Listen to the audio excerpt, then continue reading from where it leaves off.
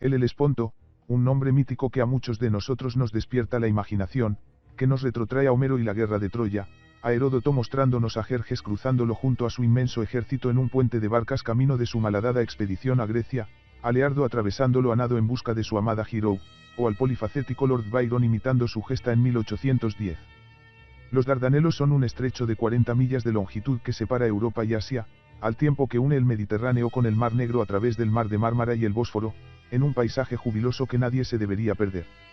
La entrada en su lado occidental tiene 2 millas de ancho, que al poco se abren hasta alcanzar las 4 millas, para estrecharse gradualmente a la altura de los Narrows, ubicados 14 millas en su interior y con una anchura de solo 1, para ensancharse nuevamente un promedio de 4 millas durante otras 26 hasta alcanzar el Mar de Mármara. En su lado norte la península de Gallipoli se eleva entre escarpados acantilados, mientras la costa asiática es una llanura de litoral bajo que se extiende hasta la antigua Troya. No existe mareas en los Dardanelos, pero sí una corriente constante de unos 3 nudos de este a oeste, debido a los grandes ríos que desembocan en el Mar Negro y el deshielo del Cáucaso. Para 1914 los Dardanelos era una de las principales rutas marítimas del mundo, por donde pasaba todo el comercio procedente de los 3 grandes puertos de Constantinopla, Odesa y Sebastopol, así como para todo el comercio que proviene del Danubio, el Dniester, el Dnieper y el Don. De hecho, el 90% de la vital exportación del grano ruso debía atravesar sus aguas. Ambas costas del estrecho pertenecían al Imperio Otomano, que bajo la batuta de los denominados jóvenes turcos intentaba modernizar sus fuerzas armadas eligiendo a los mejores en cada campo. Por ello el general Liman von Sanders era el encargado de la misión militar alemana que debería instruir al ejército, y el contraalmirante Henry Limpus el jefe de la misión naval británica que debía modernizar la armada. El imperio nadaba entre 2 aguas al estallar la Gran Guerra, pero pronto comenzó a decantarse hacia las potencias centrales cuando el primer lord del almirantazgo, Winston Churchill, decide incautar 2 modernos acorazados construidos para Turquía, con la consiguiente indignación entre los jóvenes turcos.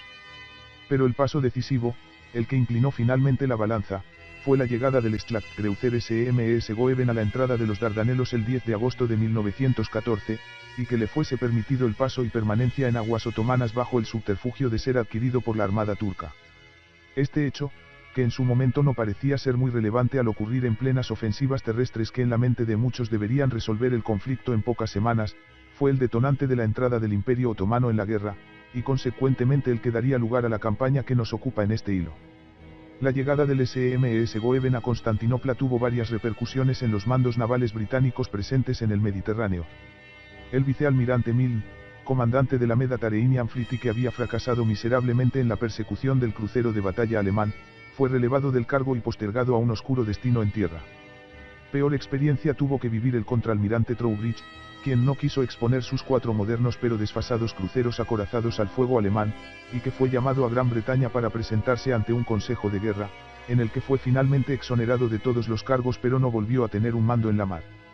El tercero afectado por la audacia e inteligencia del contraalmirante Souchon, comandante del SMS Goeben, fue el contraalmirante Limpus, el jefe de la misión naval británica, cuya posición se volvió insoportable cuando el alemán fue nombrado almirante de la armada turca, debiendo retirar la misión el 9 de septiembre, quedando los germanos al frente tanto del ejército como de la armada otomana, cuya sensación de predominio en la aún neutral Turquía era tal que una broma circulaba por toda la colonia extranjera presente en Estambul, Deutschland Überalla. Era necesario nombrar un comandante para las fuerzas navales que, ubicadas permanentemente en la entrada oeste de los Dardanelos, debían impedir cualquier salida del SMS Goeben al Mediterráneo, y la elección obvia era el contraalmirante Limpus, quien estaba lógicamente familiarizado con todo lo relativo a la armada turca, y lo que cobraría más importancia en un futuro cercano, con las defensas de los Dardanelos. Pero para Sir Edward Grey, ministro de Asuntos Exteriores, y Louis Mallet, embajador ante la Sublime Puerta, el nombramiento de Limpus, quien conocía bien muchos secretos turcos, hubiese representado una ofensa que quizá inclinase la balanza definitivamente hacia las potencias centrales, por lo que se decidió enviar a Limpus al astillero de Malta y que fuese el vicealmirante Carden, hasta entonces encargado del mismo, quien tomase el mando en la mar, para enfado de Churchill, que escribió a Grey en los siguientes términos: ahora parece que Turquía no solo puede dañar nuestra posición naval por una flagrante violación de la neutralidad en lo relativo al Goeben, también dispone de veto sobre los nombramientos del almirantazgo. Si Mallet cree que está tratando con un gobierno susceptible de discusión, persuasión y prueba de buena fe, está soñando. Nada demanda al gobierno turco, sino a la fuerza. Fischer también estaba horrorizado por el nombramiento de Carden, cuya poca distinguida carrera se suponía debía acabar como superintendente del astillero de Malta, y escribió a Jellicoe, comandante de la Grand Fleet, quien esperaba que Carden estuviera al mando de una gran flota. En cualquier caso, las instrucciones de Carden eran sencillas y no requerían de un gran talento, se limitaban a destruir al SMS Goeben en el caso de que intentase salir de los Dardanelos. Para ello contaba con numerosas unidades ligeras, los cruceros de batalla HMS Indefatigable Indahamatable y dos Predreadnought franceses, los Suffren y Verité, todos ellos armados con piezas de 305 mm, que se suponía deberían dar buena cuenta del Schlachtkreuz. Bajo la insistencia alemana los turcos habían minado los estrechos, pero dejado abierto un pequeño canal para que pusiesen surcarlos todos los buques, según los tratados internacionales anteriores al estallido de la guerra, y durante una semana el nuevo comandante de Mediterranean Fleet se limitó a contemplar el reguero de mercantes rusos que transportaban el preciado trigo hacia Francia, y en el sentido contrario otros que suministraban armamento y municiones al desprovisto ejército ruso, pero el 27 de octubre un destructor británico tuvo la mala idea de detener para su inspección al torpedero turco Akhisar, en el cual se encontraron marineros alemanes, por lo que fue obligado a regresar sobre sus pasos. La respuesta del coronel alemán Weber, al mando de la fortaleza de Kanatkale, fue contundente: cerrar los estrechos sin consultar a nadie, y tampoco nadie se atrevió a revocar sus órdenes a posteriori. Pronto aparecieron grandes pancartas en los acantilados avisando de que el paso estaba minado, se apagaron los faros y se aumentó el número de minas presentes. El cordón umbilical que unía el imperio ruso con sus aliados occidentales estaba roto, ningún mercante de la Entente volvería a cruzar las aguas del estrecho durante el conflicto. Con este paso el imperio otomano se deslizaba inexorablemente hacia la guerra, solo resultaba necesario un ligero empujón para que el hecho se consumase, y la presencia del SMS Goeben y el contraalmirante Souchon en Constantinopla garantizaban que no habría vuelta atrás. Cuando el 29 de octubre el almirante Souchon realiza el bombardeo de los puertos rusos de Sebastopol, Odessa y Novorossiysk, la entrada en el conflicto del Imperio Otomano se convierte en inevitable, pese a que tanto el sultán como el gran visir desean aceptar el ultimátum presentado por la Entente solicitando la expulsión de la tripulación alemana de los SMS Goeben y Breslau en un plazo de 12 horas. Los jóvenes turcos se oponen, encabezados por Enver Pasha, y el 2 de noviembre el Imperio ruso declara la guerra al otomano. Franceses y británicos no lo harían formalmente hasta el día 5, pero incluso antes de ello Churchill quería una demostración pública del descontento británico y ordenó al vicealmirante Carden que bombardease los fuertes turcos a la entrada de los Dardanelos, lo que este último se dispuso a llevar a cabo el 3 de noviembre. Los cruceros de batalla HMS Indahamatable e Indefatigable dispararon durante 20 minutos y a una distancia de unos 12.000 metros contra el fuerte de Sed el Bahr, situado en la punta de la península de Gallipoli, que no pudo responder en ningún momento porque ambos buques estaban fuera del alcance de sus armas. Uno de los proyectiles de 305 mm impactó sobre un polvorín, produciendo una gigantesca explosión que mató a 5 oficiales y 61 hombres, mientras una gran columna de humo se elevaba 150 metros en el aire. Mientras los dos Predreadnoughts franceses tuvieron menos éxito en su bombardeo del fuerte de Camp Keil, ubicado en el lado asiático, no lograron ningún resultado relevante y tuvieron que retirarse cuando los proyectiles turcos empezaron a caer cerca de sus barcos, pues debido al menor alcance de sus piezas necesitaron acercarse más a la costa. La breve demostración satisfizo a Churchill, pero en realidad resultó un error por partida doble. Por una parte llevó a pensar a Carden y por extensión al almirantazgo que el bombardeo naval de los anticuados fuertes turcos podría destruirlos fácilmente sin sufrir daños propios, por la otra puso sobre aviso a germanos y otomanos, que se aprestaron a fortalecer las defensas del estrecho. Pronto desde Alemania empezaron a llegar municiones para abastecer los cañones de grueso calibre en los fuertes turcos. Además se conectaron las diferentes fortalezas con cables telefónicos, se establecieron boyas como detectores de rango para mejorar la precisión artillera, se incrementó el número de reflectores, en los acantilados de Gallipoli se establecieron gran cantidad de cañones de medio calibre y el campo minado deduplicó, pasando de 5 líneas defensivas a 11. Por parte británica no hubo más acciones durante las siguientes semanas, salvo que los HMS Indahamatable e Indefatigable fueron trasladados a la metrópoli, siendo su puesto ocupado por el HMS Inflexible, que regresaba de las Malvinas tras dar buena cuenta del escuadrón de Asia Oriental.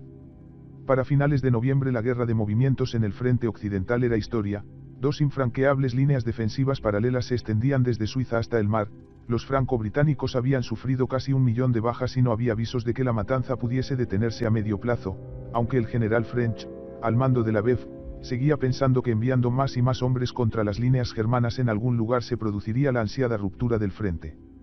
French era apoyado por Kitchener, pero el resto de los miembros del Consejo de Guerra estaban ansiosos por encontrar una alternativa, un lugar donde poder golpear al enemigo con un menor coste en hombres.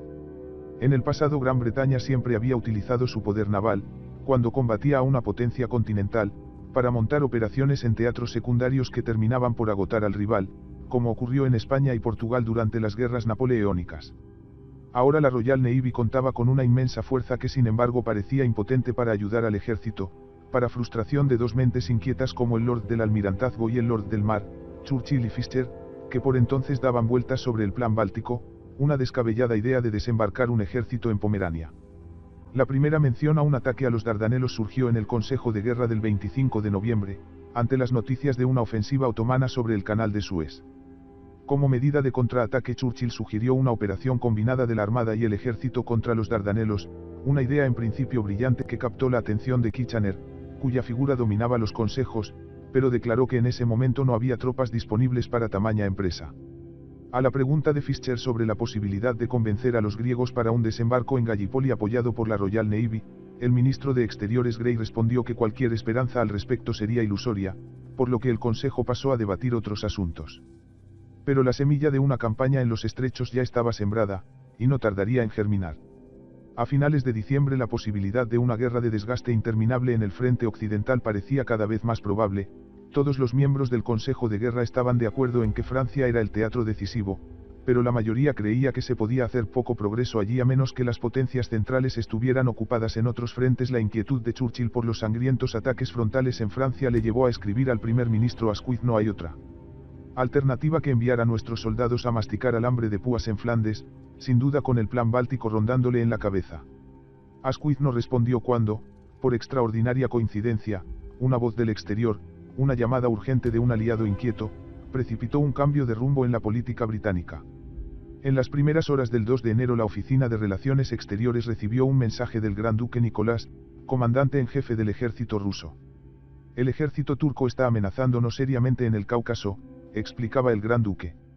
Hay algo que el ejército o la armada británica pudieran hacer para lograr que los turcos retirasen algunas de sus tropas. El mensaje del Gran Duque llegó en un momento en que la preocupación por Rusia era aguda en el gobierno británico. Los aliados le debían mucho a Rusia. La voluntad del Gran Duque y del zar Nicolás II de lanzar una precipitada ofensiva en Prusia Oriental durante las primeras semanas de la guerra probablemente había salvado París, pero también le había costado a Rusia las derrotas devastadoras de Tannenberg y los lagos de Masurianos. Rusia había perdido 1 millón de hombres hasta la fecha, y los informes secretos de escasez de municiones y de 800.000 soldados rusos que esperaban sin rifles detrás de las líneas del frente habían llegado a la oficina de guerra británica. Gray envió el llamamiento del Gran Duque a Kitchener, quien más que ningún otro ministro británico, temía la posibilidad de un colapso ruso y la consiguiente transferencia de divisiones alemanas al frente occidental. El mariscal de campo tomó el telegrama y se dirigió al edificio del Almirantazgo para discutir con Churchill qué posibilidades existían para ayudar a los rusos. ¿Podría la Armada, por ejemplo, hacer una demostración en los Dardanelos?, preguntó Kitchener. Churchill respondió que un ataque naval y militar combinado podría ser posible si Kitchener pudiese encontrar las tropas necesarias, pero el mariscal respondió que no se podía prescindir de ni un solo soldado presente en Francia. La demostración que tenía en mente sería un ataque puramente naval. A pesar de los temores de un colapso ruso, la apelación del Gran Duque podría haber caído en saco roto en ese momento, de no ser por la presencia de Churchill en el Almirantazgo, quien en la mañana del 3 de enero convocó a su grupo de guerra y les explicó la petición rusa y la declaración de Kitchener. Solo podían contar con la Royal Navy. ¿Cuáles serían las perspectivas de un ataque puramente naval? Los almirantes no eran optimistas, pero se llegó a un consenso de que se podría realizar algún tipo de esfuerzo, tal vez una renovación del bombardeo de los fuertes de los Dardanelos. En consecuencia, ese mismo día, se informó al Gran Duque que se llevaría a cabo una manifestación en los estrechos, aunque resultaba poco probable que lograse una retirada significativa de las tropas turcas en el Cáucaso. Este telegrama comprometía a Gran Bretaña y en especial al Almirantazgo a algún tipo de acción. Ahora Churchill y Fischer se enfrentaban a la pregunta de cuál debería ser esta. Fischer, haciendo caso omiso de la reciente declaración de Kitchener, abogó por un asalto naval y militar inmediato, poderoso, conjunto. Propuso tomar 75.000 tropas británicas y 25.000 indias de Francia, embarcarlas en Marsella y desembarcarlas en el lado asiático de los Dardanelos. Simultáneamente los griegos debían desembarcar en la península de Gallipoli, mientras que los búlgaros marcharían sobre Adrianópolis y Constantinopla. En cuanto a la armada, Fischer propuso que el vicealmirante Sturdee dirigiese una flota de acorazados pre-Dreadnought y avanzara con esta fuerza a través de los Dardanelos hasta el mar de Mármara. Al leer el memorándum de Fischer, Churchill vio de inmediato que los primeros 3 puntos del plan del primer Lord del Mar eran ilusorios. Ni Kitchener ni French permitirían la retirada de 100.000 soldados de Francia, los griegos estaban lejos de estar listos para desembarcar en Gallipoli, los búlgaros todavía estaban esperando para determinar qué lado tenía más probabilidades de ganar la guerra.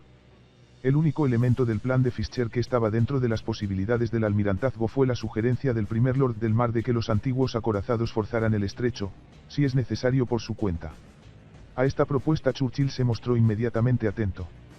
Desafortunadamente, el memorándum de Fischer y la reacción de Churchill también representaron el comienzo de un malentendido que crecería y se agravaría hasta causar un desastre en la carrera de ambos hombres.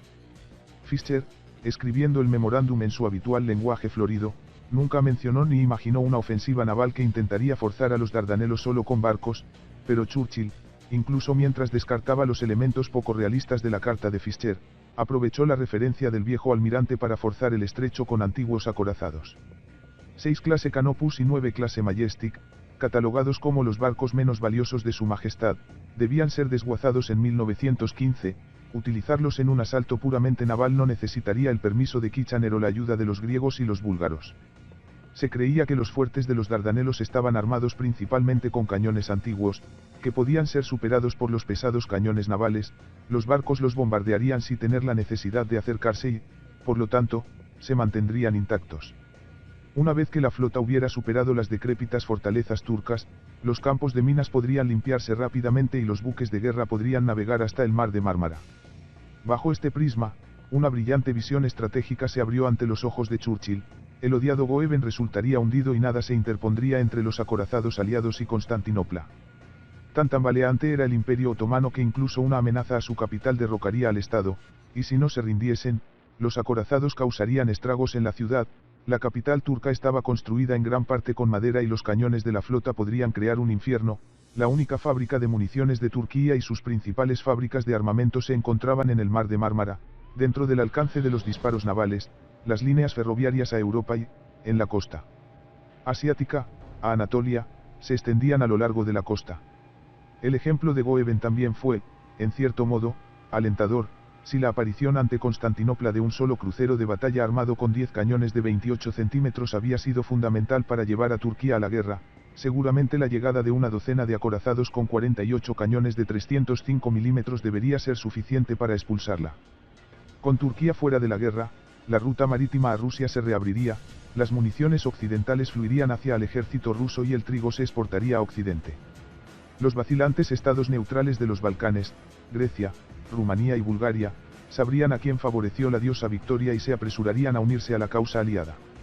Y todo esto, un golpe maestro que acortaría drásticamente la guerra, se habría logrado únicamente con el gran arma que Churchill tenía en la mano, la Royal Navy.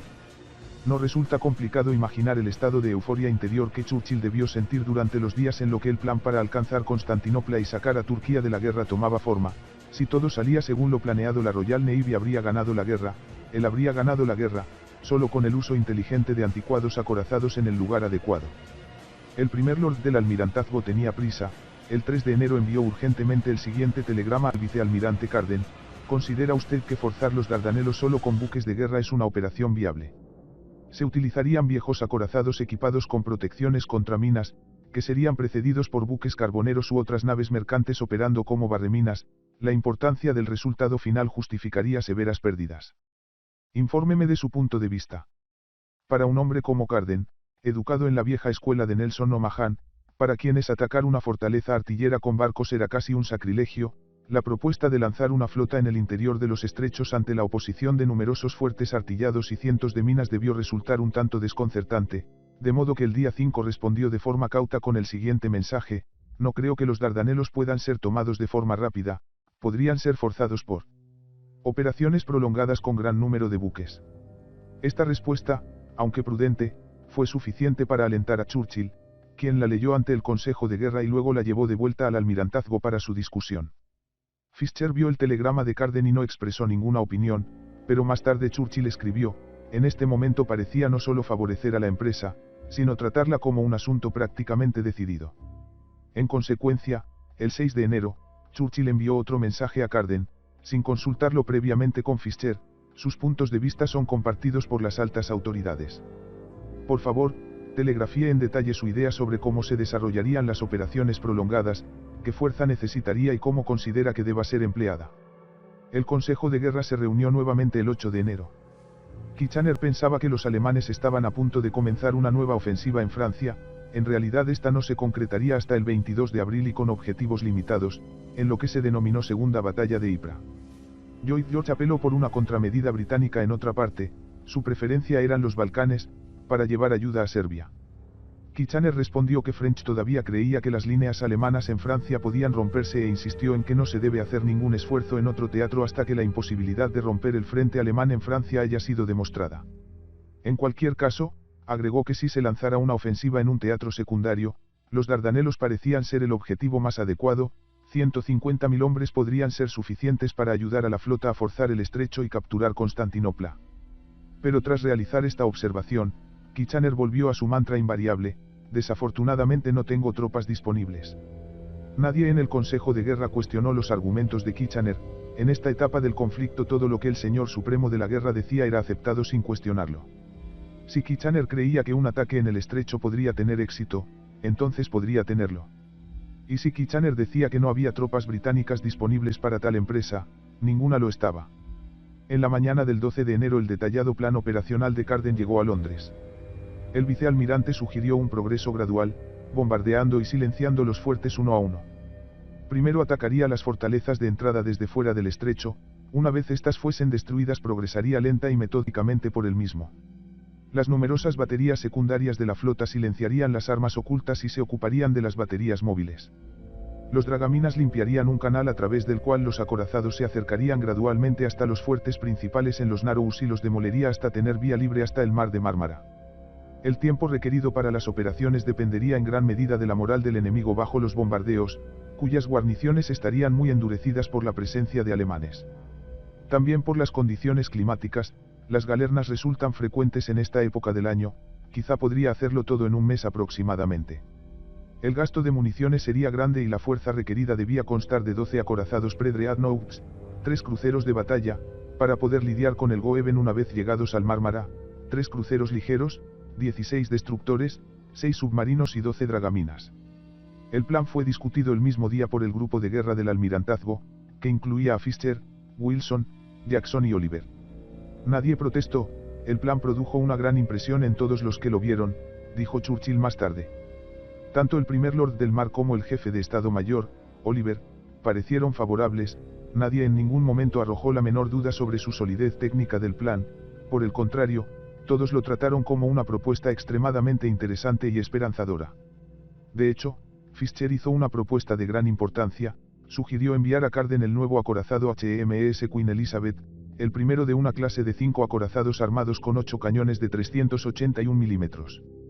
El barco, en ese momento el buque de guerra más poderoso del mundo, tenía programado partir en febrero para realizar ejercicios de calibración de armas en las tranquilas aguas del Mediterráneo frente a Gibraltar, libres de submarinos alemanes hasta ese momento.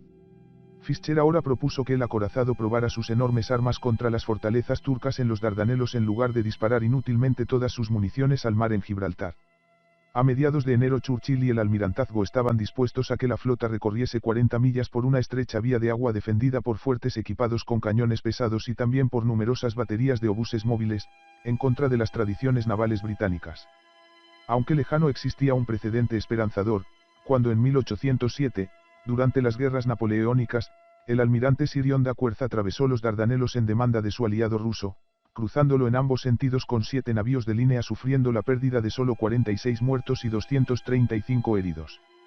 Existía otro más cercano y menos tranquilizador, que debía estar en la mente del primer Lord del Mar, pues Fischer era capitán del HMS Inflexible, el acorazado más poderoso del mundo en ese momento, cuando en julio de 1883 la Mediterranean Fleet bombardeó los fuertes de Alejandría. Tras todo un día de bombardeo, durante el cual se dispararon 3.000 proyectiles, solo 10 de los 44 cañones pesados egipcios habían sido puestos fuera de combate. Churchill creía que las lecciones de esta experiencia se habían modificado, si no se habían invalidado, con la nueva tecnología de la guerra moderna. Le había impresionado profundamente el éxito de la artillería pesada alemana en el frente occidental, cuando las fortalezas de Lieja, consideradas entre las más poderosas del mundo, habían resultado destruidas en unos pocos días, a veces en unas pocas horas, por los obuses de asedio alemanes. Si las fortalezas belgas estaban indefensas contra estas armas pesadas, ¿cómo podrían las antiguas fortalezas turcas en los Dardanelos resistir los cañones 305 y 381 milímetros de los acorazados británicos? Desafortunadamente el primer Lord del Almirantazgo ignoró o malinterpretó las diferencias entre el control de la artillería terrestre alemana a corta distancia de las posiciones adelantadas y el disparo de armas navales contra objetivos a 7 u 8 millas de distancia, sin medios para detectar con precisión la caída del proyectil. El cañón de asedio austrohúngaro o alemán disparaba en trayectoria parabólica y un observador artillero indicaba a la batería que corrigiera el tiro hasta que el proyectil cayera precisamente en el lugar deseado. Los cañones navales de grueso calibre tenían un diseño y un propósito completamente diferente. Los proyectiles disparados con una alta velocidad de salida tenían una trayectoria tensa con el fin de alcanzar a los buques de guerra enemigos a la mayor distancia posible. Detectar la caída del disparo en el mar resultaba sencillo por la erupción de una gran columna de agua donde caía el proyectil, pero cuando un barco dispara contra un fuerte el impacto no produce una columna de agua fácilmente perceptible, sino una nube de escombros y polvo que oculta aún más el objetivo, lo que proporciona al observador, a miles de metros de distancia, poca ayuda para corregir su puntería. Pero todas estas lecciones aún estaban por aprender. Durante siglos los otomanos habían atendido a la protección de los Dardanelos contra la posibilidad de un ataque naval, de modo que hasta 16 fuertes de distinto tamaño defendían las 24 millas desde su entrada en el Mediterráneo hasta los Narous, el estrechamiento a la altura de Chanak, Kanatkale. El sistema defensivo se basaba en 3 líneas, la primera de ellas en la entrada, protegida por las fortalezas exteriores, antiguas estructuras de mampostería almenadas, construidas en los acantilados blancos del lado norte o en la llanura del sur. El gran fuerte de Sedelbar, construido en el siglo XVII contra los venecianos y ubicado en territorio europeo, albergaba un grupo mixto de armas, 2 cañones de 280 milímetros, 4 de 254 milímetros y otros tantos de 152 milímetros, con un alcance máximo de 7.500 metros, adecuado para disparar contra cualquier buque que intentase forzar el paso, pues como sabemos la anchura es poco más de 3 kilómetros, pero insuficiente para lidiar con la moderna artillería de los acorazados que se acercasen desde mar abierto, pues incluso la de los Predreadnoughts tenía mayor alcance. Cerca de allí, en la punta de la península de Gallipoli, el pequeño fuerte de Capegelis estaba dotado con 2 cañones de 240 milímetros, con un alcance algo superior, alrededor de 9.000 metros. Al otro lado del estrecho, en las orillas verdes bajas del lado suroasiático, el principal fuerte era Camkeil, el cual albergaba 2 cañones de 280 milímetros, 4 de 254 milímetros, 1 de 203 milímetros y 2 de 152 milímetros. Otro fuerte menor en la costa asiática contenía 2 cañones de 240 milímetros. En suma, un total de 16 cañones de grueso calibre y 7 de mediano defendían la entrada a los Dardanelos. La defensa intermedia estaba formada por cañones de mediano calibre, la mayor parte de ellos de 152 milímetros, situados en 5 baterías permanentes, una en el lado europeo y las otras 4 en el lado asiático, pero después del bombardeo aliado del 3 de noviembre de 1914, alemanes y turcos hicieron adiciones a esta defensa intermedia, escondiendo en laderas, cuevas y barrancos 8 baterías móviles formada cada una por 4 piezas de 152 milímetros, en total 32 nuevos cañones para cubrir las 24 millas. Hasta Chanak. Aquí, en los estrechos, se encontraba la defensa definitiva de los Dardanelos, donde estos alcanzan su menor anchura, poco más de 1,5 kilómetros. Cualquier barco que intentara cruzarlo sería disparado a quemarropa por los fuertes construidos en la zona, entre los que destacaban por su importancia 2 antiguas fortalezas, Kilid Bahar en la costa europea y Chanak Keil en la asiática. Frente a cada una de estas antiguas ciudadelas, justo por encima de la playa, recientemente se habían construido fortificaciones con parapetos de tierra apisonada. Aquí los turcos habían montado 72 cañones de diferentes rangos y calibres, incluyendo 5 piezas de 356 milímetros con un alcance de 15 kilómetros, más otras varias de 280 y 233 milímetros, con un alcance de unos 9 kilómetros.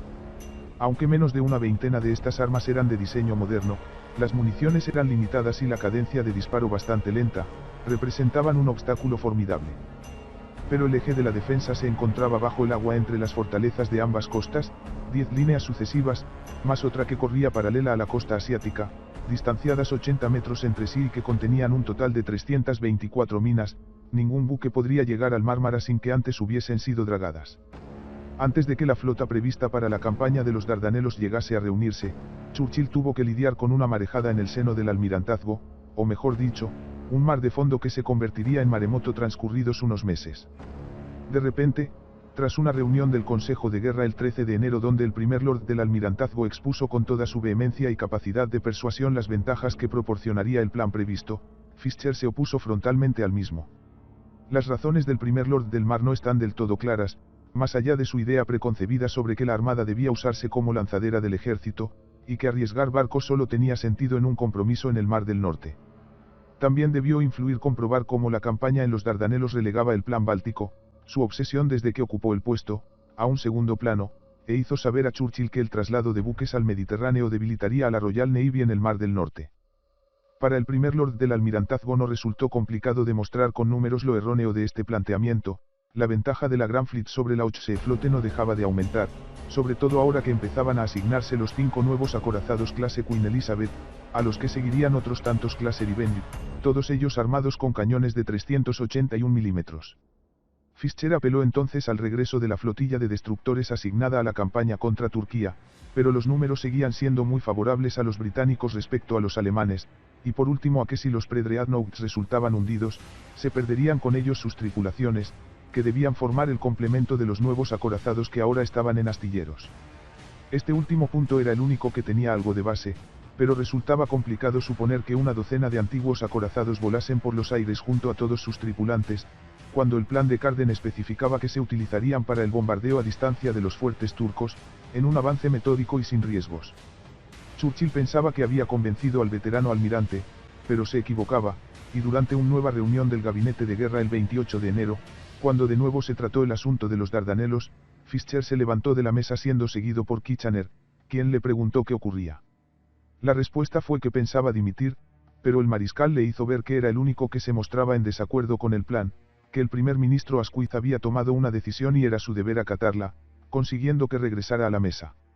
Estos movimientos no pasaron desapercibidos a Churchill, que tras la finalización del consejo se reunió con Fischer, manteniendo una larga conversación en la que por fin el primer Lord del Mar pareció dar su aprobación a la operación, tanto que añadió a la misma los Predreadnoughts HMS Agamemnon y Lord Nelson, los últimos construidos por Gran Bretaña, y los buques más potentes de la Royal Navy tras los acorazados modernos. La flota aliada empezó a reunirse en la base adelantada de Mudros, un inmenso puerto natural en la isla de Lemnos, cedida por el anglófilo primer ministro griego Venizelos. Procedentes de todos los lugares del globo se concentraron en la bahía el buque insignia HMS Queen Elizabeth, armado con 8 cañones de 381 milímetros, el crucero de batalla HMS Inflexible con otros tantos de 305 milímetros, así como 12 Predreadnoughts británicos, 10 de ellos armados con 4 piezas de 305 milímetros como artillería principal y 2, los HMS Traían y Swift Sure, con otras tantas pero de 254 milímetros.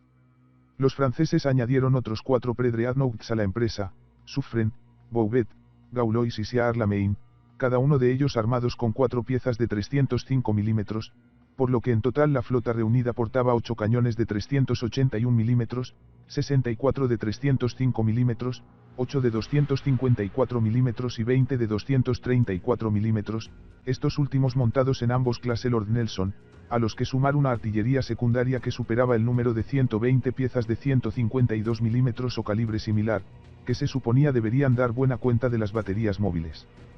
enemigas. Como buques de escolta figuraban 4 cruceros ligeros y 15 destructores británicos y 4 franceses y 8 submarinos, 4 de cada nacionalidad.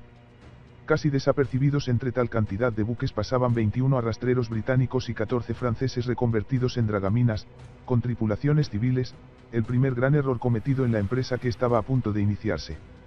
A la flota se le habían asignado 2 batallones de los Royal Marines, una pequeña fuerza terrestre no pensada para enfrentarse a ninguna resistencia rival, sino para aprovechar las ocasiones que pudiesen surgir, y llevarían a cabo su cometido satisfactoriamente, como veremos.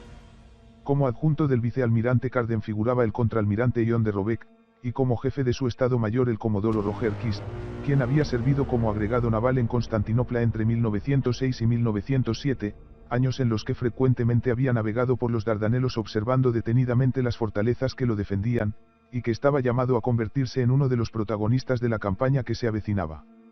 El ataque de Carden a las fortalezas externas comenzó bajo un sol radiante en la mañana del 19 de febrero. El mar estaba en calma y no había viento cuando el buque insignia de Carden, el crucero de batalla HMS Inflexible, y 5 pre-dreadnoughts británicos y 4 franceses anclaron en las cristalinas aguas azules y comenzó un bombardeo a largo alcance de los fuertes, a 11.000 metros de distancia.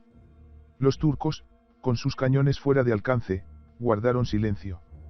A las 2 horas Carden ordenó cerrar a 5.000 metros, distancia en la que el armamento secundario de sus acorazados se unió al bombardeo de los fuertes, pero aún así los cañones turcos no respondieron. Pero a las 5:45, cuando Carden ordenó a los acorazados Vengeance, Cornwallis y Suffren que se acercaran aún más, a una distancia de entre 3.000 y 4.000 metros, las fortalezas turcas a ambos lados del estrecho entraron en erupción, demostrando que sus armas no habían sido destruidas en absoluto. Con la luz del día apagándose y los fuertes envueltos en humo y polvo, Carden ordenó un alto el fuego, pese a que el contraalmirante de Robeck solicitó permiso para prolongar el ataque, a lo que el vicealmirante se negó.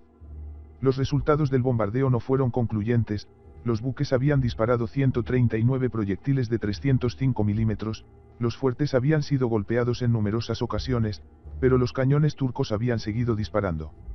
En última instancia los franco-británicos aprendieron que no era suficiente simplemente golpear los fuertes, la única forma de poner un arma fuera de servicio de forma permanente era lograr un impacto directo en ella. Los artilleros eran igualmente difíciles de aniquilar, bajo el bombardeo simplemente se retiraron a sus refugios y esperaron su oportunidad, aunque sin lograr ningún blanco. En este sentido, los eventos del día habían proporcionado una lección útil para los aliados. Los barcos podrían dominar la batalla simplemente manteniendo a los artilleros enemigos lejos de sus armas con un fuego sostenido. Desafortunadamente la flota no tuvo oportunidad inmediata de aplicar este nuevo conocimiento. Esa noche el clima cambió y durante los siguientes 5 días una potente borrasca impidió cualquier acción, retirándose los buques a Mudros. Carden señaló a Londres el 24 de febrero, no tengo la intención de combatir con mal tiempo, dejando el resultado indeciso como durante la experiencia del primer día. Estoy convencido de que si se dan las condiciones climáticas favorables, la destrucción de los fuertes en la entrada se puede completar en un día. El 25 de febrero la tormenta se alejó y se reanudó el bombardeo de los fuertes exteriores, en esta ocasión encabezada la flota por el HMS Queen Elizabeth, que junto al Agamemno, Irresistible y Gaulois anclaron a 11.000 metros de sus objetivos y comenzaron el bombardeo. El HMS Queen Elizabeth disparó 18 proyectiles de 381 milímetros, uno por uno, sobre uno de los fuertes en el Cabo Helis, que dejaron fuera de combate 2 cañones, mientras el HMS Irresistible disparó 35 proyectiles de 305 milímetros a otro fuerte de Cabo Helis logrando desmontar otros 2 cañones.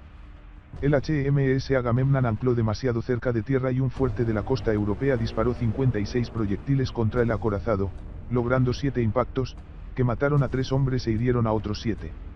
A las 2 horas el contraalmirante de Robeck acercó los barcos a la entrada del estrecho y enfrentó los fuertes a corta distancia. Los cañones turcos callaron y, entre el humo y las densas nubes de polvo, parecía que los cañones y los fuertes debían haber sido destruidos o al menos parecían estar desiertos. De hecho los artilleros turcos y alemanes habían sido evacuados temporalmente.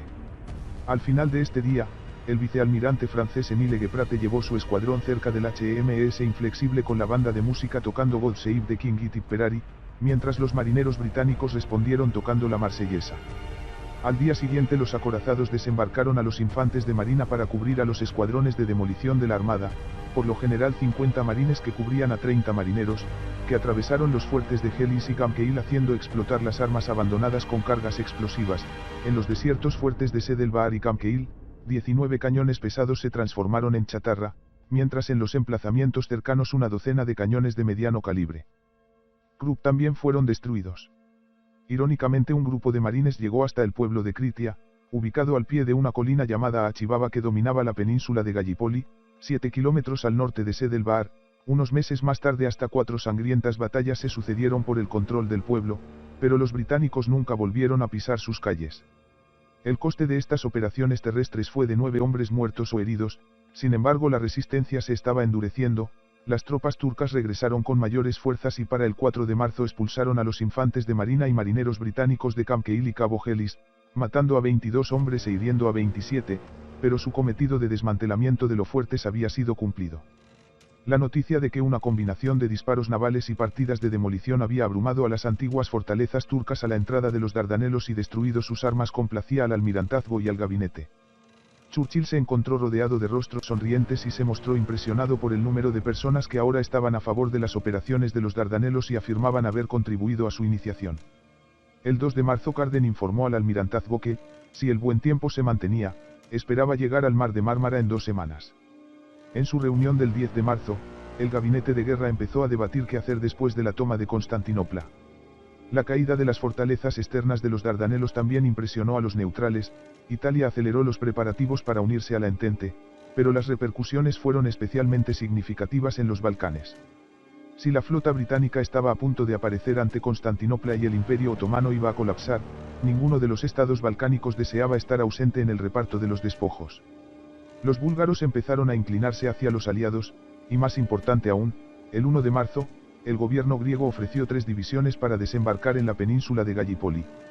La oferta fue escuchada con atención por Londres, pero cuando se informó a los rusos estos se mostraron completamente en contra de la operación, pues temían que los griegos quisieran hacer de Constantinopla su capital, y en este punto no les faltaba razón, y en los planes imperiales los estrechos deberían formar parte de Rusia tras la guerra, perdiéndose de este modo la oportunidad de sacar a Turquía del conflicto y cavando el imperio ruso su propia tumba. Tras la caída de los fuertes exteriores los turcos se mostraban pesimistas. En el lado asiático del Bósforo 2 trenes especiales estaban listos para partir en 1 hora y llevar al sultán, su harén y su corte a refugiarse en las profundidades de Asia Menor. Dentro de la ciudad, el embajador alemán se preocupó de que su embajada, un enorme edificio amarillo situado en una colina prominente, se convertiría en un objetivo principal para los cañones de la flota aliada, y comenzó a depositar su equipaje personal para su custodia en la embajada estadounidense. En los Estados Unidos, en previsión de que el trigo ruso pronto saldría a través del Bósforo y los Dardanelos, el precio del cereal cayó en la bolsa. En Berlín, el almirante von Tirpitz observó que la cuestión de los Dardanelos excita a los países balcánicos. El cambio de alianzas de un pequeño estado puede afectar fatalmente todo el curso de la guerra. El forzamiento de los Dardanelos sería un duro golpe para nosotros. No nos quedan triunfos. En sus memorias Ludendorff escribió que la ocupación de los estrechos supondría el fin del bloqueo a Rusia, lo que conllevaría a que la lucha en el frente oriental se volvería mucho más complicada, con repercusiones muy negativas para el conjunto de la guerra. 2 hombres se interponían entre estos negros presagios y la realidad, el contraalmirante Mertan y el vicealmirante Usedom, al mando de las defensas de los estrechos, conocedores de que la partida solo había empezado a jugarse, que el mantenimiento de los fuertes exteriores era imposible pero que el grueso de las defensas concentradas en los Narrows aún tenían mucho que decir. Usedom pensaba que ante un ataque decidido la flota aliada podría perder 4 o 5 barcos antes de abrirse paso. Ahora la cuestión era saber cuántos buques y hombres estaba dispuesto a sacrificar el enemigo para romper sus defensas. En Londres la inicial victoria de Carden fortaleció la convicción del almirantazgo y el gabinete de guerra de que el estrecho podría ser forzado únicamente por la armada. Si solo con la pérdida de unas pocas docenas de Royal Marines y marineros podían tomar posesión casi indiscutible de los fuertes en ambos lados de la entrada, el plan de Kitchener parecía prudente. No era necesario utilizar soldados para ayudar a la flota en los Dardanelos, aunque una vez que los barcos se hubiesen abierto camino hasta el Mármara, el ejército sería necesario para la ocupación efectiva de Constantinopla. Sin embargo, sobre el terreno el vicealmirante Carden había comenzado a descubrir formas más inmediatas en que las tropas de tierra podrían ser útiles. Los oficiales de control de fuego en las estaciones de observación en tierra permitirían a sus barcos dirigir su artillería con mayor precisión sobre las fortalezas de los estrechos. Por otra parte, las baterías móviles que cubrían el largo espacio intermedio hasta llegar a los Narrows podrían ubicarse y eliminarse más fácilmente mediante un ataque desde tierra. Y por último, a medida que la flota avanzara, los soldados podían desembarcar y tomar posesión de la península para evitar que los turcos regresaran. Con estas consideraciones en mente, Carden le pidió al general Sir John Maxwell, al mando de las fuerzas británicas en Egipto, que proporcionara 10.000 hombres para desembarcar en Cabo Helis ahora que los fuertes exteriores habían sido destruidos. La respuesta a Carden no vino de Maxwell, sino de la oficina de guerra en Londres, que declaró con severidad que las tropas de tierra en esta etapa no eran una parte esencial de la operación naval. De hecho, Kitchener advirtió al general Sir William B. Dodd, comandante de las fuerzas Anzac, sobre el riesgo de desembarcar una pequeña fuerza en la península de Gallipoli, donde se creía erróneamente que los turcos disponían de 40.000 hombres. Las tropas que ya estaban en el campamento en Lemnos, decretó Kitchener, Debían permanecer en esa isla hasta que la flota hubiera destruido las fortalezas interiores, solo entonces podría ser necesario desembarcar algunos hombres en el cuello de Bulair para evitar que los suministros llegasen a las tropas turcas aisladas en la península. Solo Fischer protestó ante la inacción del ejército, escribiendo a Lloyd George: los Dardanelos de nada sirven sin soldados, antes o después alguien tendrá que desembarcar en Gallipoli.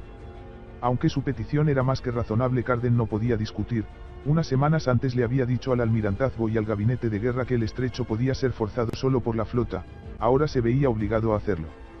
El 26 de febrero comenzó el bombardeo de los fuertes interiores. Los viejos acorazados entraron en los Dardanelos sin temor a las arruinadas fortalezas exteriores, disparando a larga distancia contra las fortalezas de los estrechos, causando escasos daños, aunque los proyectiles turcos de grueso calibre tampoco lograron ningún blanco. Sin embargo, los buques de guerra fueron golpeados repetidamente por las baterías de cañones móviles ubicadas a lo largo de ambas costas.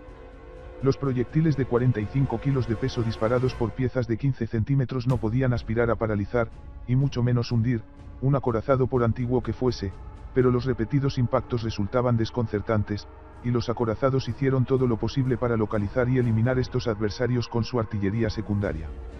La dificultad para lograrlo fue rápidamente evidente. Cuando las baterías turcas abrían fuego, los barcos intentaban localizarlas desesperadamente, pero las armas estaban tan bien ocultas que rara vez tuvieron éxito.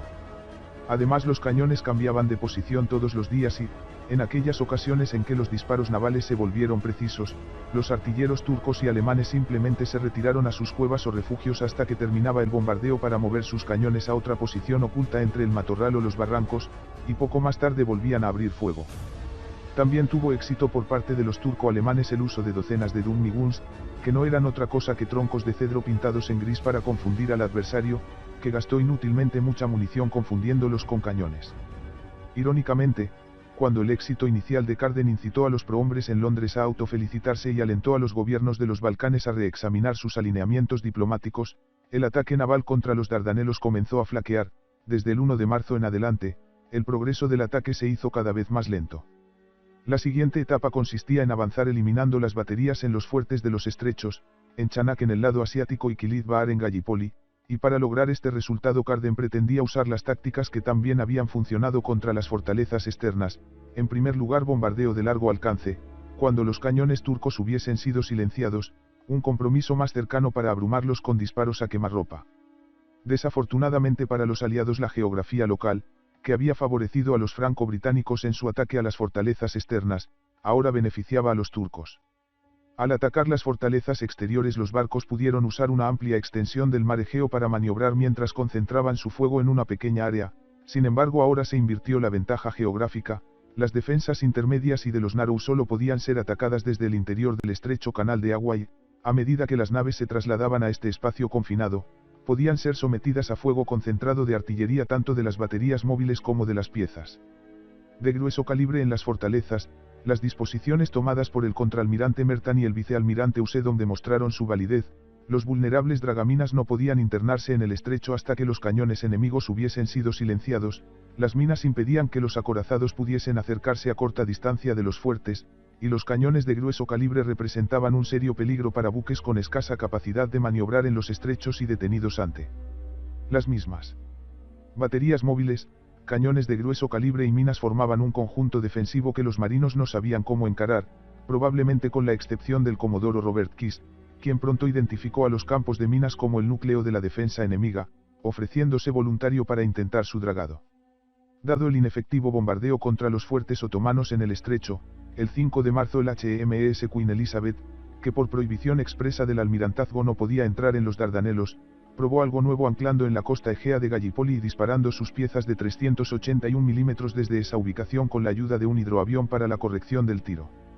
La llegada de sus proyectiles desde este ángulo inesperado confundió a los turcos, ya que sus defensas fueron diseñadas contra el fuego de los buques que subían por el estrecho, pero sus disparos no lograron ningún resultado significativo.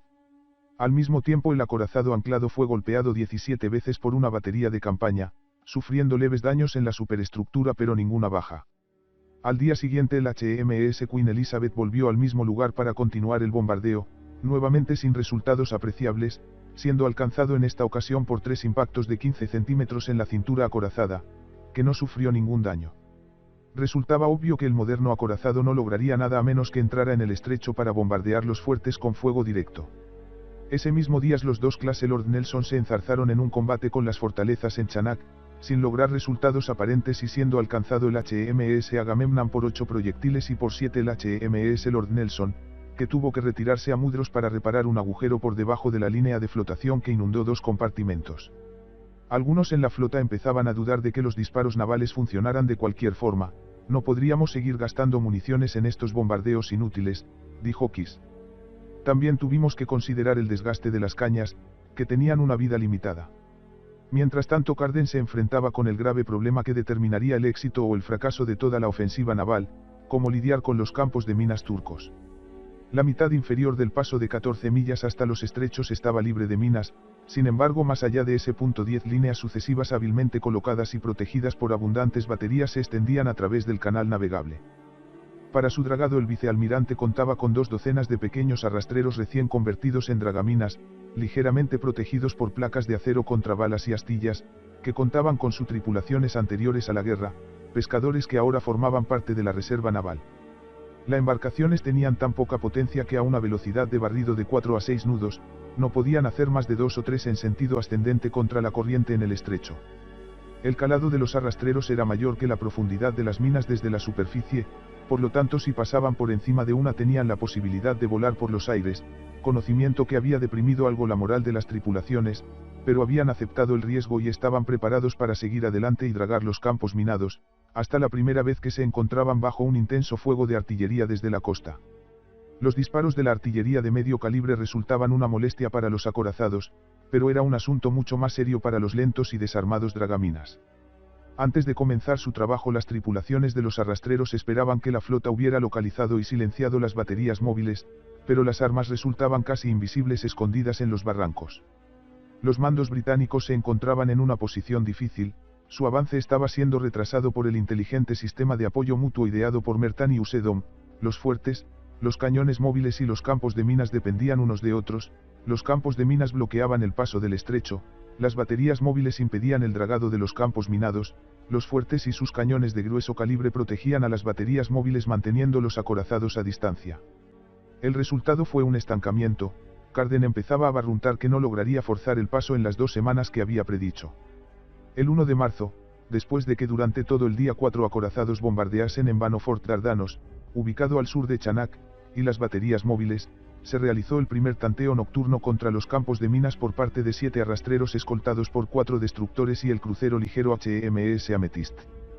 Pero los turcos y los asesores alemanes habían previsto esta circunstancia y varios potentes reflectores iluminaron la noche cuando los dragaminas aún se hallaban a 2 kilómetros de la primera línea de minas, e inmediatamente 6 baterías de cañones de mediano calibre en la costa norte y otras 4 en la sur dispararon sobre ellos, retirándose los británicos como alma que lleva el diablo hacia los buques de escolta, que durante 45 minutos intercambiaron disparos contra las baterías, sin resultado alguno por ambas partes. Al día siguiente 3 acorazados volvieron a enzarzarse con los cañones de Fort Dardanos y las baterías ocultas, sin mayor resultado que el HMS Canopus resultó alcanzado por 3 proyectiles que causaron escasos daños y un herido. Por la noche los arrastreros realizaron un nuevo intento de acercarse a los campos de minas, pero al igual que el día anterior, retrocedieron a todo lo que daban sus máquinas en cuanto fueron iluminados por los reflectores y los proyectiles empezaron a caer en sus cercanías. No se realizó un nuevo intento hasta la noche del 6 de marzo, con el mismo resultado de ver a los improvisados dragaminas dando media vuelta en cuanto fueron iluminados por los reflectores y objetivo de las baterías, lo que empezó a exasperar al Comodoro Kiss, pues hasta el momento los arrastreros no habían sufrido ninguna baja, y culpaba a las tripulaciones civiles de retirarse sin emplearse a fondo. Sus oficiales le informaron de que los hombres conocían los riesgos de dragar minas y aceptaban que les estallase alguna, pero odiaban el cañoneo al que se veían sometidos. Se suponía que no tenían que dragar minas bajo el fuego enemigo, no se habían alistado para eso. Kiss decidió coger el toro por los cuernos y hacerse cargo personalmente de las fuerzas encargadas de dragar las minas, pidiendo a Carden que solicitase al almirantazgo una prima monetaria para las tripulaciones de los arrastreros, medida aprobada inmediatamente desde Londres, y también que oficiales de la flota pudiesen presentarse como voluntarios para dirigir los dragaminas. En este caso la respuesta del almirantazgo se retrasó hasta el día 12, pero también fue positiva. En la noche del día 10 se inicia un nuevo intento con 7 arrastreros con la escolta de 4 destructores y el acorazado HMS Canopus, con un enfoque diferente, pues los arrastreros debían sobrepasar la primera línea de minas, virar y desplegar sus paravanes a favor de la corriente. Nada más llegar a la zona los reflectores se encendieron y empezó el cañoneo. Según cuenta el propio Kiss a bordo del HMS Canopus, nos disparaban desde todas las direcciones, se veían los fogonazos y a continuación se oía el silbido de los proyectiles ligeros, el estallido de la metralla y el aullido de los proyectiles de grueso calibre, que provocaban grandes columnas de agua. El fuego era muy caótico y el HMS Canopus no resultó alcanzado, aunque el efecto que hicieron sus disparos para extinguir los reflectores fue el mismo que si hubiese estado disparándole a la luna. De los 7 arrastreros 4 lograron sobrepasar la línea de minas, logrando hacer estallar 2 de ellas, mientras otra lo hacía al chocar con un arrastrero, que se hundió sin bajas, mientras otros 2 recibían varios impactos de 15 centímetros, pero pudieron regresar y el balance de bajas resultó sorprendentemente bajo, solo 2 heridos. Los británicos observaron que el estallido de las minas turcas no era tan violento como las minas en el Mar del Norte, y ciertamente la mayoría de las minas turcas eran antiguas y su carga explosiva menor de lo habitual, pero si esta parecía ser una buena noticia, los alemanes tenían prevista una sorpresa que 8 días más tarde de este ataque causaría conmoción en toda la flota franco-británica. Al día siguiente se realiza un nuevo intento con 6 arrastreros, en esta ocasión sin escolta de ningún tipo con la esperanza de pasar desapercibidos, pero no es así y tan pronto se encienden los reflectores y las baterías otomanas empiezan a disparar, los pequeños buques no tardan en dar media vuelta, para desesperación de Kiss, quien dejó escrito cuanto menos explique sobre aquella noche, mejor. Tras el nuevo fiasco abroncó a sus oficiales pues no era de recibo que se retirasen sin haber sufrido ni una sola baja, no eran conscientes de la importancia de su cometido para el buen fin de la empresa, no importaba que se perdiesen 6 dragaminas porque había 28 más a retaguardia, y que si ellos no estaban dispuestos a aceptar el riesgo, había muchos otros que estaban deseando intentarlo en su lugar. También Churchill empezaba a impacientarse, y ese mismo día 11 envió el siguiente mensaje dirigido al vicealmirante Carden. Sus órdenes ponían énfasis en la precaución y el uso de procedimientos metódicos y tenemos en alto concepto la pericia con la que hasta ahora ha avanzado sin sufrir pérdidas. Los resultados que podrían obtenerse son, sin embargo, lo bastante importantes como para justificar pérdidas de buques y hombres si ello fuera necesario para asegurar el éxito de la operación. No es nuestra intención presionarle ni obligarle a actuar en contra de su buen juicio, pero debemos admitir que llegados a cierto punto de la operación debe usted seguir presionando con fuerza hasta alcanzar un resultado decisivo. Es nuestro deseo conocer si considera que este punto ha sido alcanzado ya. El mensaje fue recibido por un cada día más abrumado Carden el día siguiente, y el 13 respondió que estaba de acuerdo en que había llegado el momento de una acción vigorosa y sostenida, y que un último intento por despejar los campos de minas se realizaría esa misma noche. Al igual que los británicos, los alemanes eran conscientes de que el eje de sus defensas en los Dardanelos eran los campos de minas, por ello cuando el vicealmirante Usedom fue designado responsable de evitar que los estrechos pudiesen ser atravesados, su mayor preocupación fue, como sabemos, doblar las líneas de minas de 5 a 10.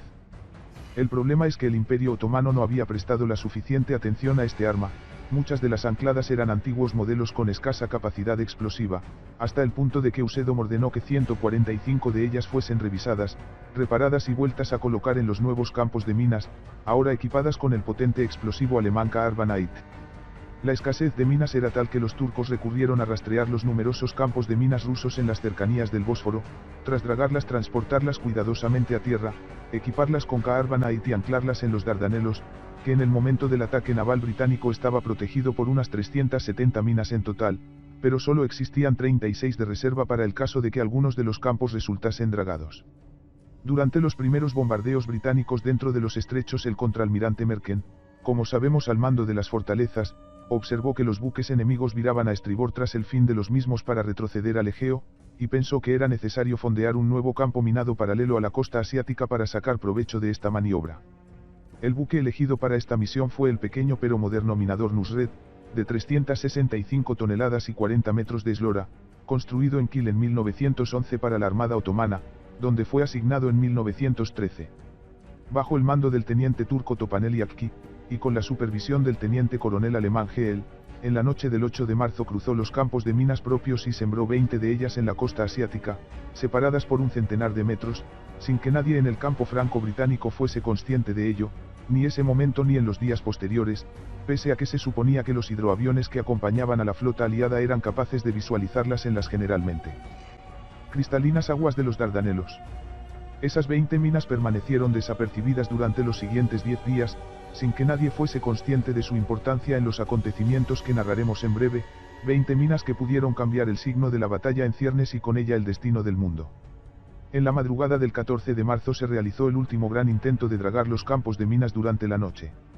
El acorazado HMS Cornwallis se internó en los estrechos y durante una hora bombardeó el área donde se encontraban los reflectores y las baterías que protegían los campos de minas, siendo relevado a las 2 por el crucero protegido Amethyst y 4 destructores, que continuaron disparando contra los mismos objetivos durante una hora más, hasta que a las 3 7 arrastreros formando una línea se aproximaron a los campos de minas, con la misma idea de cruzarlos para desplegar sus paravanes y dragarlos a favor de la corriente. Se encontraban en medio de los mismos cuando 2 reflectores les iluminaron, se apagaron durante un minuto y volvieron a encenderse, momento en el que las baterías de mediano calibre abrieron un nutrido fuego sobre ellos. En esta ocasión muchos de los tripulantes eran voluntarios y permanecieron en su puesto bajo el fuego enemigo, logrando dragar un indeterminado número de minas, sufriendo varios impactos que causaron 2 muertos y algunos heridos, aunque ninguno de ellos resultó hundido. Su retirada fue cubierta por el HMS Amethyst, que a las 4:10 resultó alcanzado por 2 proyectiles de grueso calibre que causaron la pérdida de 22 hombres y 38 heridos, de los que 4 fallecerían poco más tarde. Tras este nuevo fiasco resultaba claro para todos que había que cambiar de tácticas, y el vicealmirante Carden empezó a planear un ataque masivo por parte de toda la flota contra los fuertes otomanos, con el fin de destruirlos y que los dragaminas pudiesen llevar a cabo su cometido sin interferencias.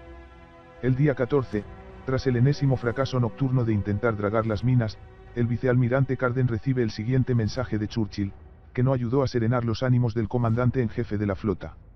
No comprendo por qué los dragaminas se ven impedidos de trabajar por un fuego que no causa bajas. 200 o 300 hombres sería un precio moderado por limpiar de minas el estrecho. Apruebo su propuesta de obtener voluntarios de la Armada para su dragado, este trabajo debe ser llevado a cabo sin importar las pérdidas de vidas y buques menores y cuanto antes se realice, mejor.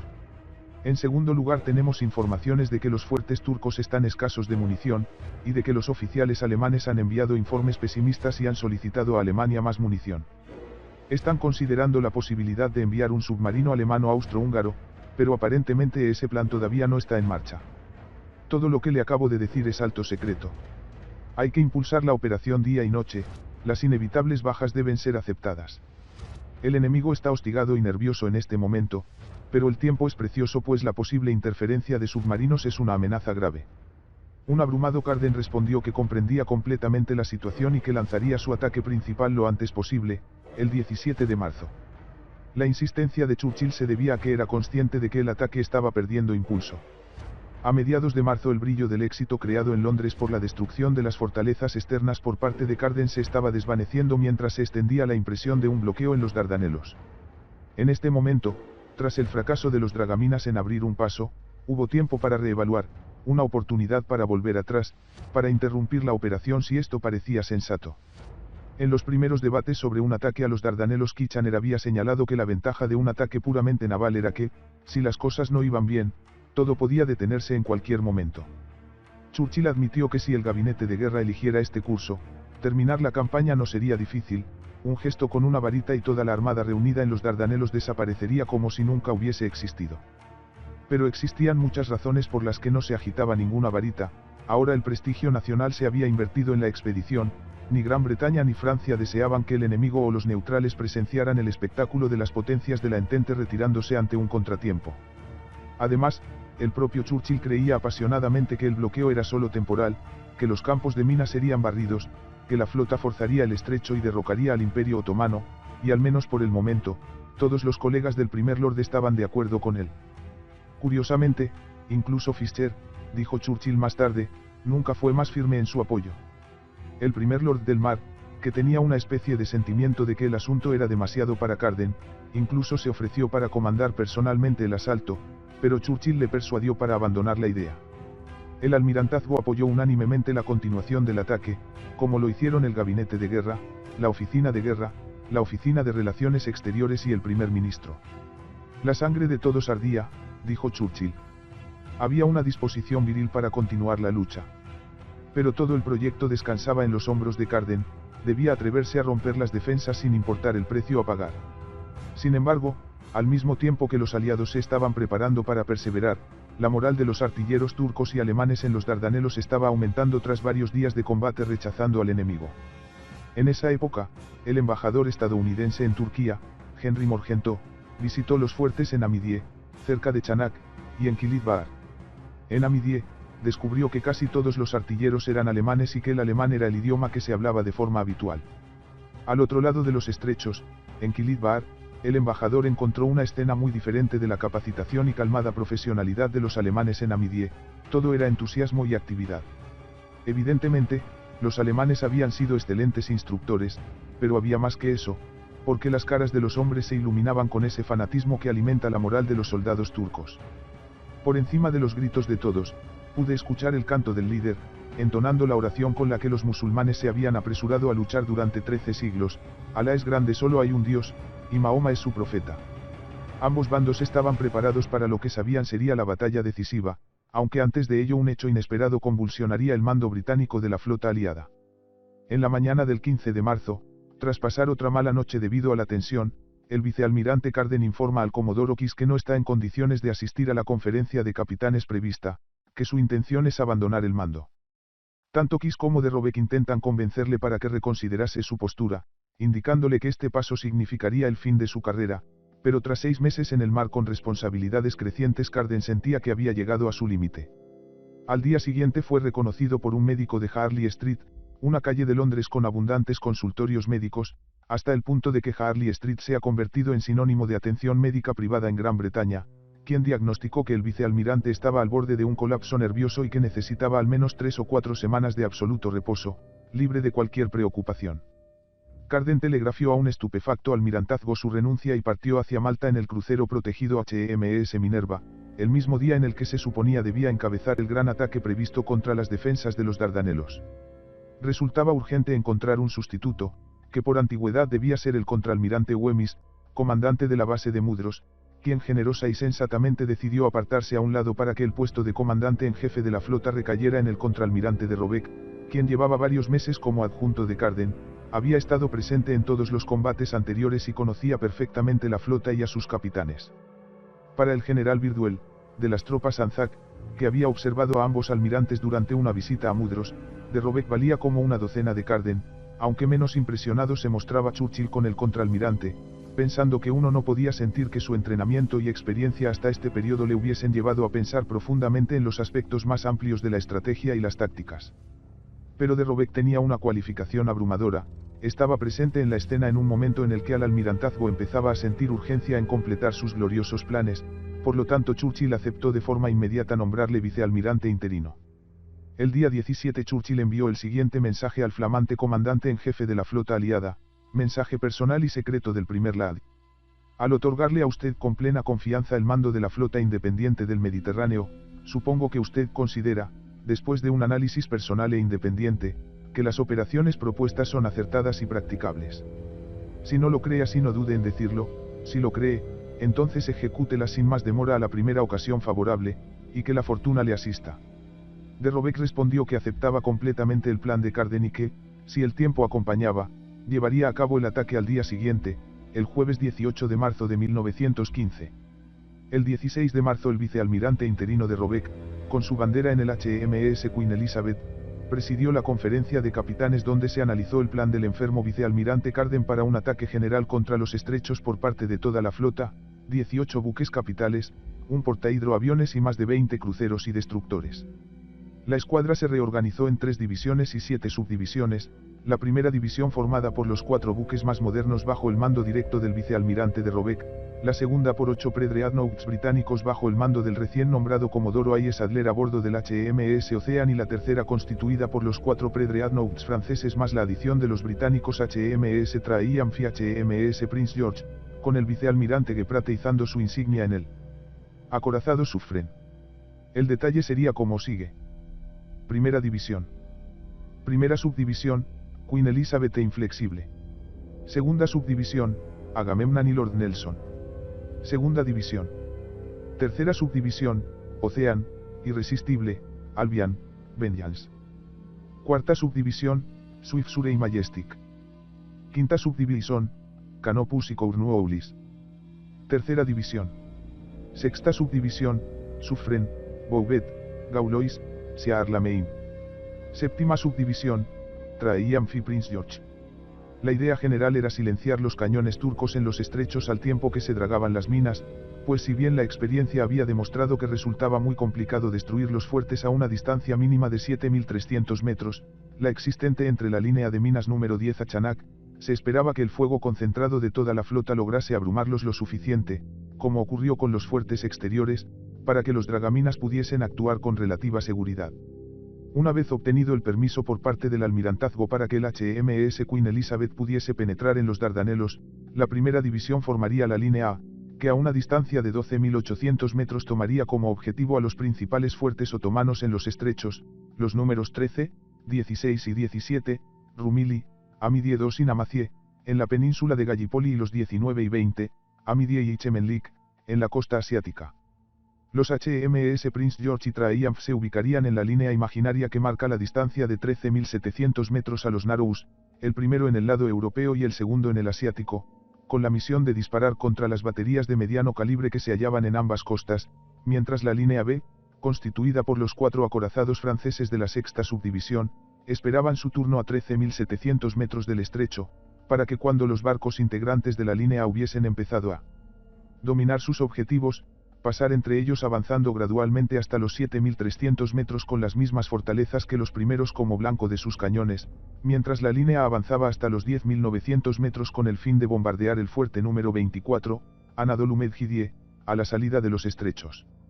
Fue el siempre combativo vicealmirante Greprate quien insistió en que sus buques formasen la expuesta línea B, que tras 4 horas desde el inicio del combate debería ser relevada por la tercera subdivisión, mientras los HMS Swiftsure y Majestic hacían lo propio con los HMS Prince George y Triumph en los costados de la línea de combate y la quinta subdivisión quedaría en reserva para apoyar a los dragaminas para que continuasen su trabajo durante la noche. Se esperaba que tras las primeras 2 horas de bombardeo los arrastreros pudiesen iniciar su labor, dragando un pasillo de 900 metros de ancho en las sucesivas líneas de minas, de tal modo que los acorazados pudiesen acercarse gradualmente a los fuertes para rematarlos a corta distancia. A modo de diversión, 7 transportes simularían un desembarco en la costa de Gallipoli y el crucero ligero HMS Dartmouth intentaría silenciar los cañones en la entrada europea de los Dardanelos, mientras su gemelo el HMS Dublin hacía lo propio en la costa asiática.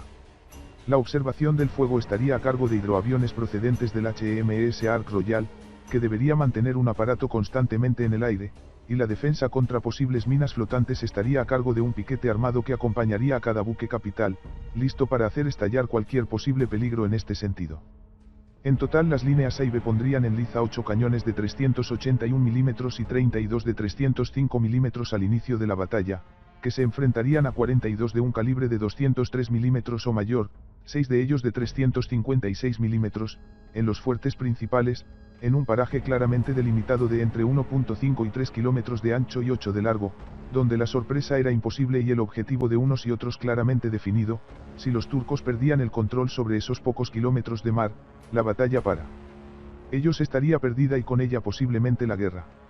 El 17 de marzo ofrecía promesa de buen tiempo para el día siguiente, y durante la noche varios arrastreros fueron despachados en las aguas de los Dardanelos donde debía actuar la flota para comprobar que no existía ninguna mina que pudiese poner en peligro a los buques capitales, regresando al amanecer con la noticia de que estaba todo despejado hasta los 7.300 metros, medidos desde los Narrows, donde se encontraba la línea 10 del campo minado.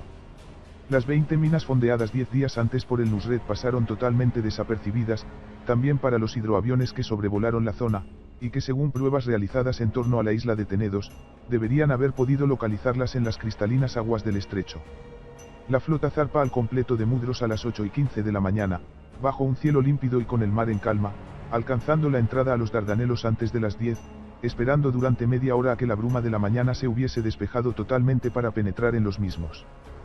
Pronto los buques de la primera división sufrieron los molestos cañonazos de una batería de mediano calibre cercana a Canqueil, y de varias más según se internaban en la lengua de agua, replicando los barcos con su artillería secundaria pero sin detenerse hasta alcanzar el punto previsto para el bombardeo a 12.800 metros de los estrechos, desplegándose la división con el HMS Queen Elizabeth a la izquierda de la misma, seguido en este orden por los HMS Agamemnon, Lord Nelson e Inflexible, los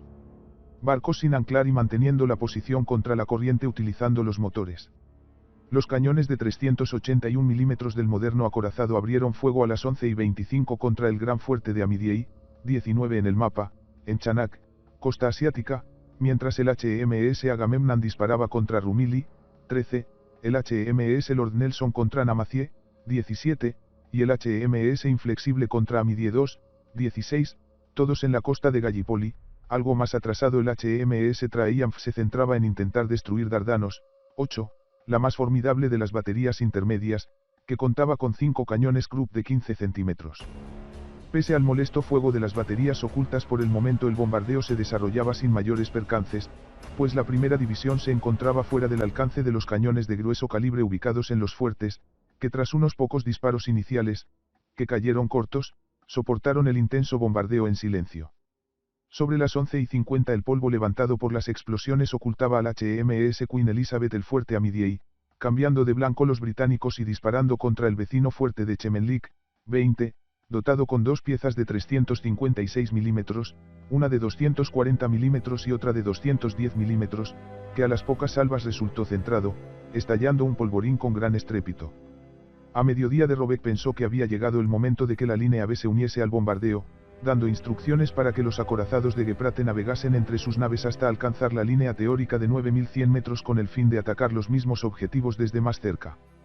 En ese momento las baterías de mediano calibre turco-alemanas, en las que servían algunos artilleros desembarcados del SMS Goeben, afinaron su puntería alcanzando en repetidas ocasiones al HMS Queen Elizabeth, que gracias a su blindaje no sufrió daños importantes ni baja alguna, pero los HMS Agamemnon e Inflexible recibieron las atenciones de las baterías ubicadas en la costa asiática, 44 a 47, sufriendo el acorazado 12 impactos de 15 centímetros en pocos minutos, 5 de ellos en la cintura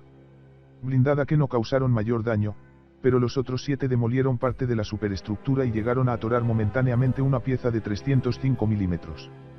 Peor le fue al crucero de batalla, que a las 12:20 sufrió un impacto que creó un incendio en la base del mástil principal, y 5 más en los siguientes minutos, mientras el piquete junto a él resultaba hundido. Uno de los proyectiles estalló justo por encima de la cofa donde se encontraba el puesto de director de tiro, cargo que correspondía al comandante Bernard, recién ascendido tras hundir a los cruceros acorazados germanos SMS Skarnorst y Gneisenau en la batalla de las Malvinas. La metralla atravesó el techo causando 3 muertos y 4 heridos, incluyendo el propio Bernard, con un brazo destrozado y el cráneo fracturado, pero todavía con fuerzas para avisar al puente que el puesto había quedado fuera de combate y que enviasen ayuda y morfina. Por desgracia el fuego en la base del mástil impedía una asistencia rápida, el cirujano no pudo tocar la escalera de acero recalentada, y pocos minutos más tarde Bernard hacía otra llamada desesperada: por el amor de Dios, apaguen el fuego o todos aquí moriremos asados. Finalmente el segundo de a bordo logró subir al mástil seguido por algunos hombres, bajando en camilla a los heridos. El capitán Fillmore no quiso mover el barco de su puesto para no perjudicar su tiro sobre el fuerte Amidiei II, en el momento crítico en el que los acorazados franceses cerraban distancias, pero tras haber silenciado su objetivo y recibido instrucciones del vicealmirante de Robeck, salió momentáneamente de la línea para descentrarse del fuego enemigo. La sexta subdivisión bajo el mando del vicealmirante Geprate atravesó la línea A con sus 4 acorazados, los Suffen y Bouvet cerca de la costa asiática, mientras que los Galois y Siar-Lamein lo hacían en el lado opuesto, dejando visión libre a la primera división para continuar el bombardeo de los fuertes, adelantando los buques británicos su posición hasta la línea teórica de los 12.800 metros. Los franceses avanzaron de forma valiente hasta los 9.100 metros, al alcance de los cañones de las fortalezas otomanas, que ahora abrieron fuego sobre los recién llegados, demostrando que los 60 minutos bajo el fuego de la línea no había resultado lo efectivo que los aliados habrían deseado. En lo que el maestro Luis de la Sierra denomina con su exquisita prosa un pandemonium de aquelarre, los 4 acorazados franceses resultaron alcanzados sufriendo daños desiguales. El Suffren resultó alcanzado no menos de 14 veces en cuarto de hora, incluyendo un proyectil de 24 centímetros que no logró atravesar el blindaje de la torre A, 290 milímetros, y otro del mismo calibre que destrozó una casamata de 164 milímetros matando a todo su personal, además de otro que causó una pequeña inundación a proa.